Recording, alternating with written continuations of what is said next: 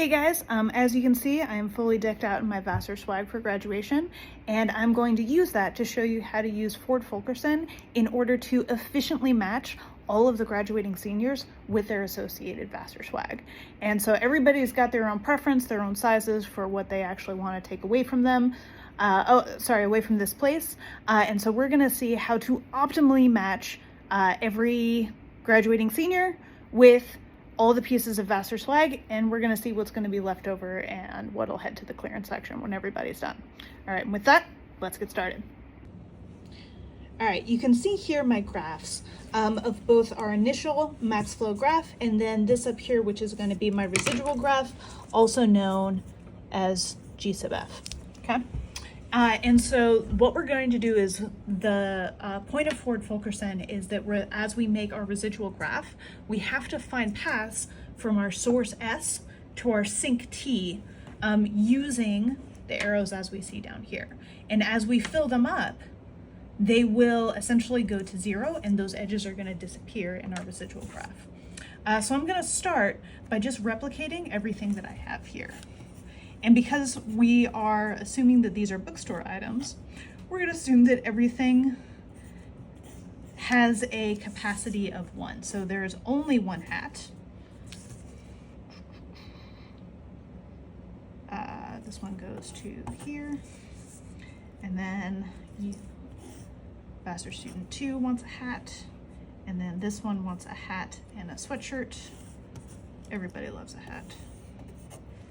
Okay. This person wants a shirt, sweatshirt, or gloves. And we're going to assume that people can only buy one thing. Because we like to be generous. Okay? So this is the beginning of our residual graph. And the reason why I have to draw this is because I'm going to have to erase these arrows as we go on. And so everything currently has a capacity of 1. Okay?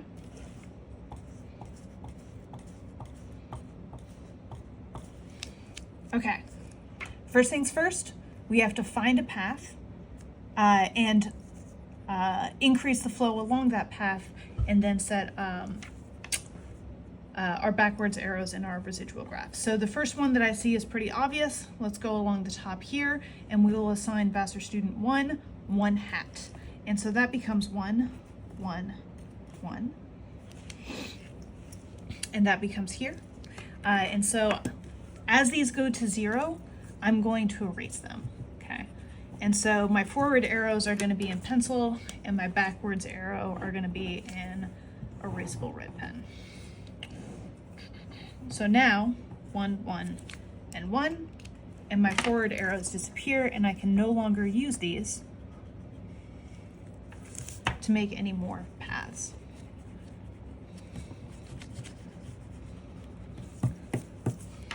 Okay.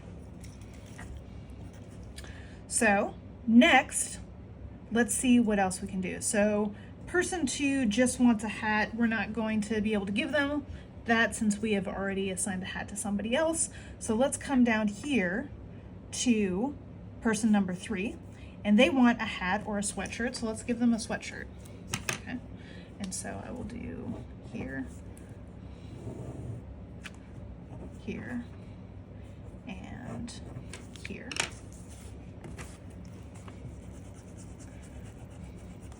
And these are going to go to 0, so I'm going to erase the forward arrows.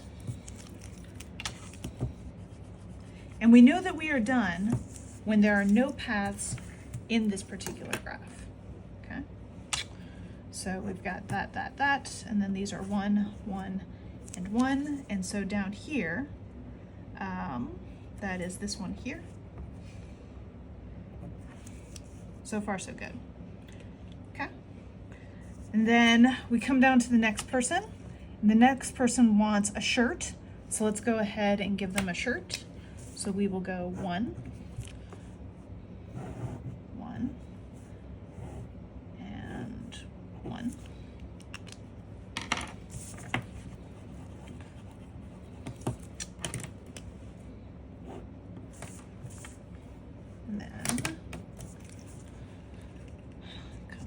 this one, which is one, and this one is also one, and I get to erase this one. Okay, and then let's come down to my last person down here who wants a bag. Luckily we have a bag here. So let's go ahead and assign this up here. 1, 1, 1, 1, 1, 1. Okay, and then I erase my other graphs, or my other edges, excuse me.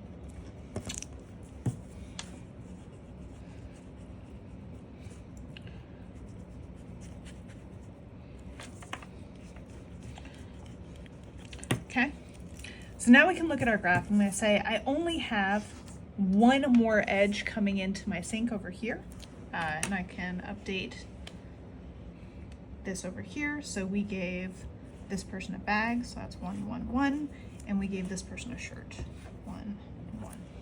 Okay, so it may not be obvious on this graph here what is left to do.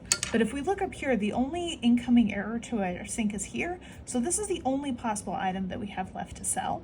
And the only person that wants this item is this person here, our person number 4, but they already got something. And so there's actually no more space for them to buy anything else. And so there is no path from S to T left in our residual graph. So we can see here, you know, we can follow from S. This person has one here, but we have no hat left to sell them. And then we have one item, which is the gloves, and there's nobody left to buy the gloves. So we are done, and we can tell that our max flow is the amount either coming out of S or going into T, and if you've done it right, these should be the same. And so for this one, our max flow is 4. And so that's all our Vassar seniors getting all of their Vassar swag.